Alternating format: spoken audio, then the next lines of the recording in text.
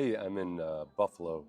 Don't be too jealous because I've got a pretty lengthy flight delay, as you can tell by the issue behind me here. But I recorded a preview this morning. I'm going to let this run and then take some questions, have some comments to whatever idiocy that I said this morning. I know I'm not going to be happy with 50% of it. Look, I'm almost angry on behalf of Arizona Cardinals fans because I couldn't find information on the Cardinals this week because the media is ignoring them. But like any NFL team with a bad record, there are plenty of threats on their roster. First and foremost, Trey McBride, the tight end. The Texans have done a really good job versus premier tight ends. They shut down Travis Kelce last week. They had a really good game versus Tyler Warren against the Colts a couple weeks ago. McBride's a little bit of a different beast because this guy just does not quit fighting. And here is Matt Burke on Trey McBride. Texans defensive coordinator Matt Burke. I was there when we drafted Trey. He's a special talent. I mean, I told our guys, you look at his numbers. He's up there with the top receivers in the league in terms of targets, catches. I think he's first in the NFL in catches right now, yards after catch, touchdowns. He's top 3 receivers. So it's not, hey, he's good for a tight end. He's a really good player, and they've got a lot of explosive talent out as pass catchers in particular. So I think that's pretty evident on tape. If you saw him fighting there on that last one, note that the score was 45-17 in the fourth quarter at that time. So McBride's not backing down. He's going to keep fighting. They've got multiple guys on the team that do that. And as we know, Jacoby Brissett is 5-1 as a starter versus the Texans. He's beat the Texans with 3 different teams. Did it with his legs largely his rookie year. Did it with his arm a couple of years ago. But D'Amico's not sleeping on Jacoby Brissett or anybody else on the Cardinals. Here's D'Amico on the Cardinals. They are not what their record says. This is a really good football team, well-coached team. Quarterback is playing at a high level. I think he's, probably one of the better quarterbacks that we'll see all year. When you talk about decision-making, where he can place the football, he doesn't make bad decisions. He's not forcing the ball. It's not there. He's taking his check down. He's tough in the pocket.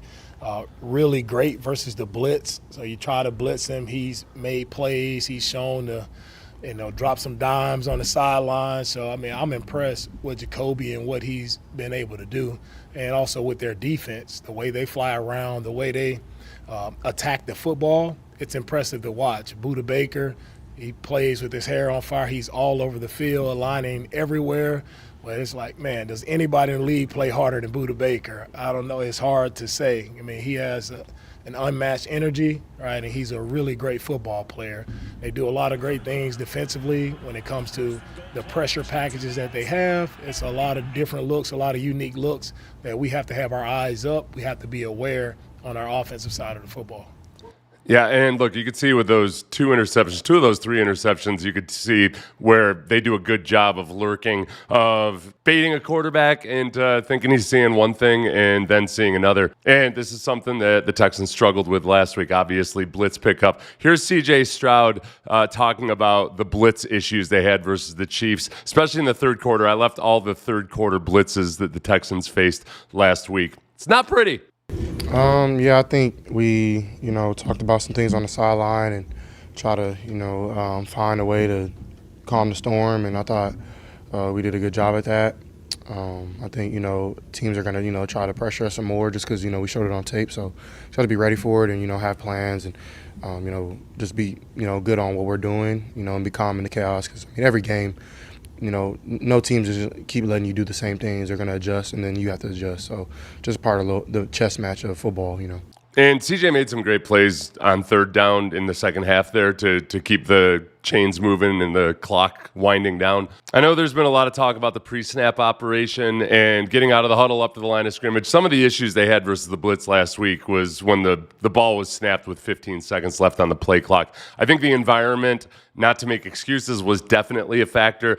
They're not going to have that issue at home in NRG Stadium. And I think these next 2 weeks at home versus teams, well, especially versus the Cardinals, who are going to do their best to try to confuse C.J. Stroud and the offensive linemen, the environment is going to be conducive to those guys operating smoothly, and they need to make ground in some of those respects over these next couple weeks in this home environment. And if you look at some of the close games that the Cardinals have played this year, most specifically a few weeks ago against AFC South Division leader, the Jacksonville Jaguars. Trevor Lawrence turned the ball over 4 times. 3 of them interceptions. And this is where pass protection, CJ making the right decisions, which he does. CJ's smarter with the football than Trevor Lawrence is. I don't think CJ would have made, honestly, any of the interceptions that Trevor Lawrence threw in that game. But the Cardinals, as much as they've struggled on defense, they've done a pretty good job of taking the ball away. Montez Sweat is tied for the second most caused fumbles. They're in the top half of the league in interceptions. And as it is, whenever a team is a 9.5-point favorite, if they lose,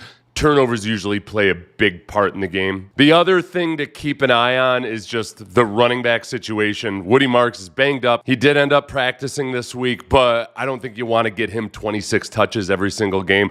Cody Schrader, who comes by way of Jacksonville, but first with the Rams. So Nick Caley and he have some familiarity. And he's got a lot of Woody Marks traits to him. He's a smaller guy, but he can lower his pads and deliver some pop. I wouldn't be surprised if we see him this week. But the Texans, in trying to play the way that they need to play, and have done a pretty good job of doing, of ball security, running the ball, if not explosively or impressively, at least credibly running the ball, they're going versus a bad run defense in the Arizona Cardinals. So, again, pleasant home environment. There's no excuses, really. Even if Woody Marks has to share some carries this week, even if Nick Chubb can't play with his rib injury, they got to control the time of possession, control all of these things by just playing good, sound football this week.